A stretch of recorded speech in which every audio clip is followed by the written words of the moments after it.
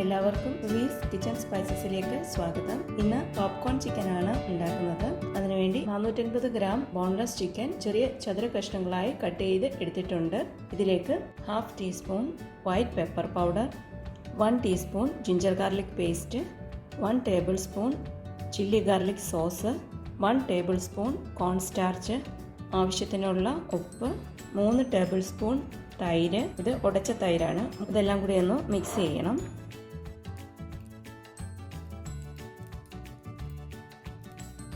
നന്നായി എല്ലാം മിക്സ് ചെയ്തിട്ടുണ്ട്. ഇനി ഇതിലേക്ക് ഒരു മുട്ട കൂടി ചേർക്കണം.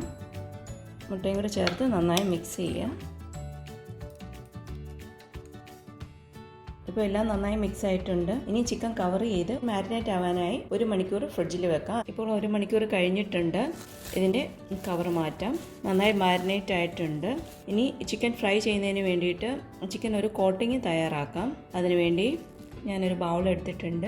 ഇതിലേക്ക് 1 കപ്പ് മൈദ, 3 table spoon cornstarch, 1/2 teaspoon garlic powder, 1 table spoon red chilli powder, 1/2 teaspoon salt. ഇത്രയും ചേർത്ത് നന്നായി ഒന്ന് മിക്സ് ചെയ്യണം.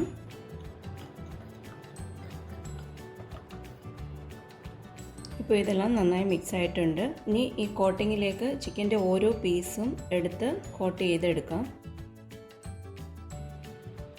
ഇതുപോലെ ചിക്കൻ്റെ എല്ലാ പീസും കോട്ട് ചെയ്തെടുക്കാം. ഇപ്പോൾ ചിക്കൻ എല്ലാം നന്നായി കോട്ട് ചെയ്തെടുത്തിട്ടുണ്ട്. ഇനി ഇത് ഫ്രൈ ചെയ്യാം. ചൂടായ എണ്ണയിലേക്ക് ചിക്കൻ്റെ ഓരോ പീസും ഇട്ട് കൊടുക്കാം.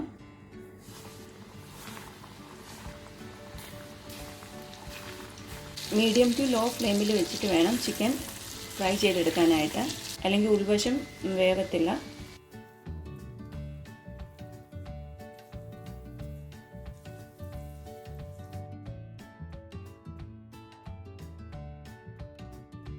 പോപ്കോൺ ചിക്കൻ റെഡി ആയിട്ടുണ്ട്.